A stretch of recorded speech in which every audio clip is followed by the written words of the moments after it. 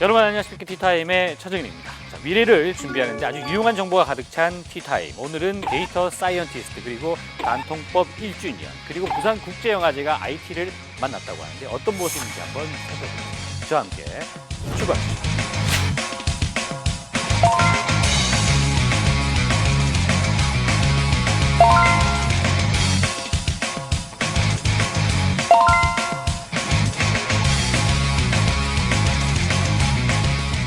DT의 시대가 온다. 데이터의 시대가 온다. 데이터를 이제는 분석을 하지 않으면 기업이 생존하기 어려울 정도로 중요합니다. 데이터 사이언티스트는 기본적으로 데이터를 연구하는 과학자이긴 합니다. 과학자입니까? 네. 이 아주 섹시한 이 데이터 사이언티스트가 되려면 어떻게 해야 될 것이냐. 매년 10월이면 영화의 도시로 탈바꿈하는 여기는 부산. 그나저나 IT 방송 티타임이 영화제로 달려온 이유. 10월 하면 우리가 이 단통법을 떠올릴 수밖에 없습니다. 중고시장에서 아이폰이 중고가 굉장히 비싸요. 34만 5천 원이죠 지금. 이거를 다 쓰는 통신사가 거의 없어요. 통신요금 절감 이거는 네, 티트렌드 뭐 좋아하십니까? 혹시 커피? 키스 오브 파이어 불키스. 예. 네. 예, 알겠습니다. 네, 오늘의 팁. 미래의 유명한 직업 중에 하나가 데이터 사이언티스트라고 합니다. 뭐 일각에서는 21세기의 가장 섹시한 직업이다. 뭐 이런 표현들도 나오고 있는데 어떤 이야기인지 어떤 내용인지 오늘 자세한 얘기를 해봅니다. 김옥기 센터장 함께합니다. 안녕하세요. 안녕하세요. 데이터 분석가 이런 걸 많이 들어봤는데 네.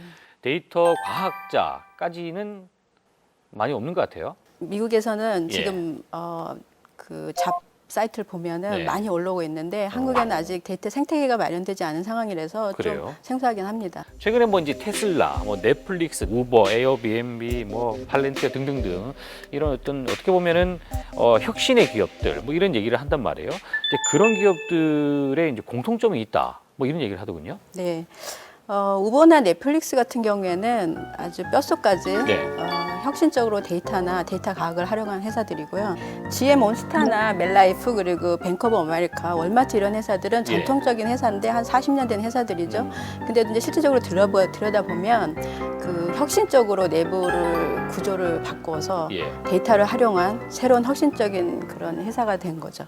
얼마 전에 그 마윈 회장 말이죠. 네, 네. 이제는 DT의 시대가 온다. 그러니까 데이터의 시대가 온다. 뭐 이런 얘기도 하고 뭐 다양한 곳에서 이제 데이터가 중요하다는 얘기를 많이 하고 있어요.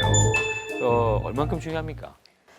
데이터를 이제는 분석을 하지 않으면 네. 기업이 생존하기 어려울 정도로 중요합니다. 2007년 금융위기가 지나고 나부터는 회사들이 많이 어려워졌고 그다음 이제 파산하는 회사들이 많았는데 그거를 이제 데이터를 활용함으로써 극복을 하고 또 한 예로 이제 GM이 2008년에 파산을 했었거든요. 네. 근데 이 회사가 데이터 센터를 2개를 만들면서 2008년, 2009년에 새롭게 이제 지금 아시다시피 새롭게 이제 재혁신적으로 등장을 하는 상황이 된 거죠.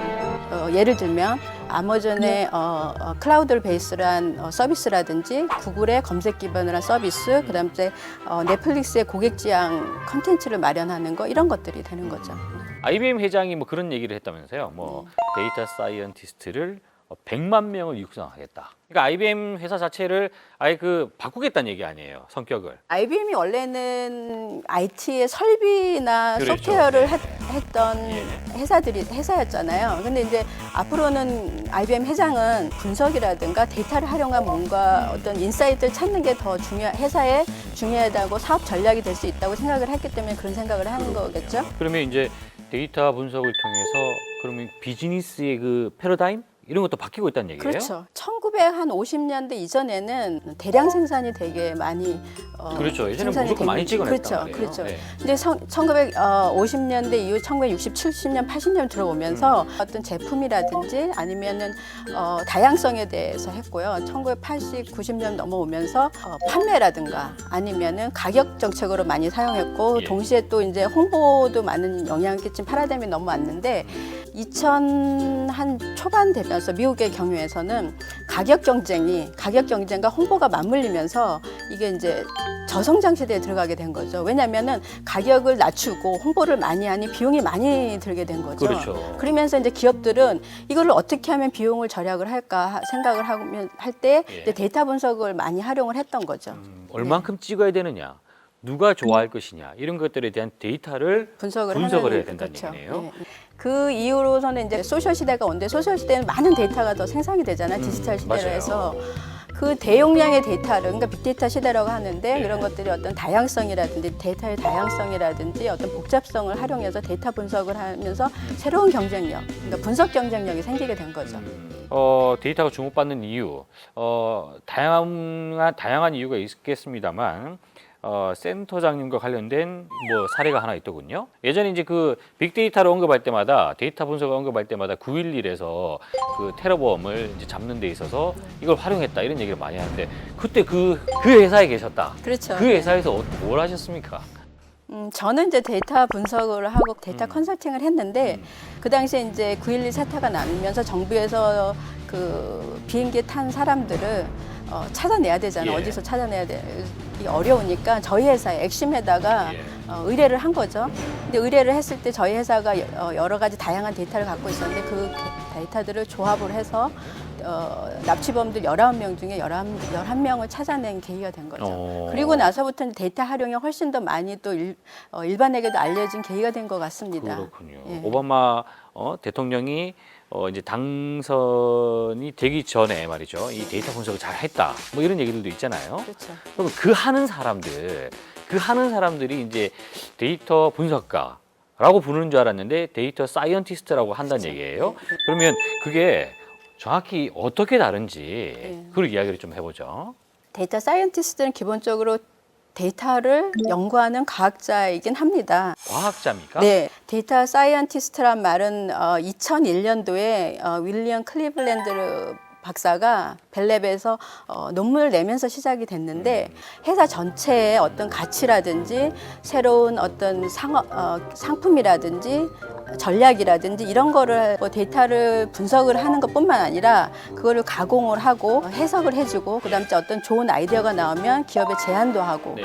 한 예를 예. 들자면 제가 GM 자동차 관련해서 분석 프로젝트를 한 적이 있었거든요. 예. 근데 그 프로젝트 할 때 데이터를 일단은 분석을 하려면 수집을 해야 하잖아요. 그렇죠, 수집. 그 당시에 활용했던 데이터는 고객의 소비 성향에 대해서 소비 왜냐면 성향. 자동차에 관련 회사니까 어떤 사람들이 어떤 자동차를 좋아할까를 분석을 하고 나면 그 성향에 맞춰서 고객의 성향에 맞춰서 자동차를 추천을 하면서 제안을 하는 거죠. 개인한테 이제 판매를 할 때, 자동차를 판매를 할 때 예. 제안을 하는데 그 자동차를 살 수 있는 가장 적합한 시기에 가장 적당한 사람한테 판매를 할 수 있는 어떤 지수를 만들어주는 겁니다. 그 지수를 보면은 이 사람은 스포츠 자동차를 이 사람은 2, 3개월 안에 살 수 있겠다라고 예측을 할 수 있는 거죠. 6개월 전에 만약에 파산이 났다면 미국에서는 파산이 났다면 이 사람이 새로운 자동차로 바꿀 가능성이 많습니다. 왜냐하면 파산이 날 때는 이거를 자동차를 팔겠죠. 예. 그리고 나서는 또 자동차가 필요하잖아요. 좀 안 좋은 얘기지만 조만간 실직할 것 같다라는 네, 분위기가 네. 있다. 그러면 이제 그들이 이제 어쨌든 그 자산 정리를 좀 해야 될 텐데 네. 그 중에 하나로 이제 가지고 있는 차도 이제 뭐 팔고 여러 가지를 하겠다라는 데이터가 나오는 거죠. 그렇죠. 예. 그러니까 이 과정을 데이터 사이언티스트들이 예. 이제 분석을 한다는 얘기네요. 그렇죠. 예, 예, 예. 그러면요, 이런 그 데이터 과학자, 네. 아주 섹시한 이 네. 데이터 사이언티스트가 되려면 네. 어떻게 해야 될 것이냐? 네. 예? 기본적으로 데이터들이 많은 데이터에서 빅데이터의 경우에는 가공하기가 쉽지가 않습니다. 그래서 이런 거를 하기 위해서는 컴퓨터 프로그램 하는 능력이 일단 가장 중요하고 현업의 비즈니스 지식하고 그리고 이제 통계 분석 쪽에 그러니까 데이터를 분석하는 능력 이 세 가지가 가장 중요한 것 같습니다. 그래요. 네. 무엇보다도 실질적으로는 이제 공학 쪽에 있는 경험이 있는 백그라운드가 있는 사람들이 데이터 과학자라면 훨씬 더 유리할 것 같습니다.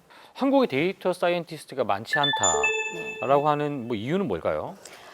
제 생각에는 현재로서는 데이터 생태계가 아직 마련되지 않은 거라고 생각을 합니다. 한국이? 네, 왜냐하면 데이터 분석 경쟁력은 금방 이렇게 어떤 뭐 1, 2년 안에 이루어질 수 있는 게 아니거든요. 예. 이게 단계적으로 이제 데이터 분석 경쟁력이 생기는데 기본적으로 뭐 1980년, 1990년대 초기 단계 분석 단계가 네. 2000년 초가 들어오면서 미국 같은 경우에는 데이터를 기업 내에 있는 데이터가 여기저기 모여 있을 거 아닙니까? 그러면 데이터들을 이제 통합을 하기 시작했는데 우리나라는 아직도 이 데이터가 기업 내에 여기저기 널려 있고 그거를 통합적으로 활용할 수 있는 시스템을 이제 초기 단계에 지금 존재하고 있습니다.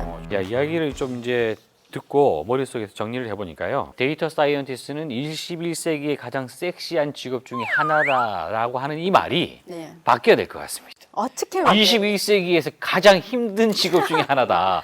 왜냐면 해야 될 게 너무 많네요. 실질적으로 하는 일은 그렇게 섹시하지는 않습니다. 어. 예. 자, 그래 그럼 앞으로 이제 그 국내외 데이터 사이언티스트 미래 어떻게 될 것 같습니까? 현재 데이터 생태계가 아직 아까 말씀드린 대로 마련되지 않은 상태에서 좀 어려운 상황이긴 하지만 네. 정부나 기업도 이거를 이제 인지를 하고 많은 노력을 하고 있고요. 예. 그리고 이제 데이터 분석 프로젝트가 설비나 아니면은 분석 툴 위주로 많은 프로젝트가 진행되고 있는데 데이터 사이언티스트 같은 어떤 전문적인 용역 인건비를 분석 프로젝트에 좀 해결이 된다면 앞으로 이 데이터 사이언티스트에 대한 어떤 전망은 한 20년간은 수요나 아니면은 대우 측면에서 좋아질 거라고 저는 예상을 하고 그렇군요. 있습니다. 예.